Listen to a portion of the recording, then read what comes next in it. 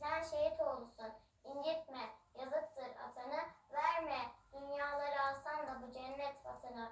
Kim bu cennet vatanının uğruna olmaz ki feda, şu hedaya fışkıracak toprağa sıksan şu heda. Canı, cananı, bütün varımı alsın da hüda, etmesin tek vatanımdan beni dünyada cüda. Ruhumun senden ilahi, şudur ancak emeli, değmesin mabedimin göğsüne namahrem eli. Şahidanlar ki şehadetleri dinin temeli, ebedi yurdumun üstünde benim inlemeli.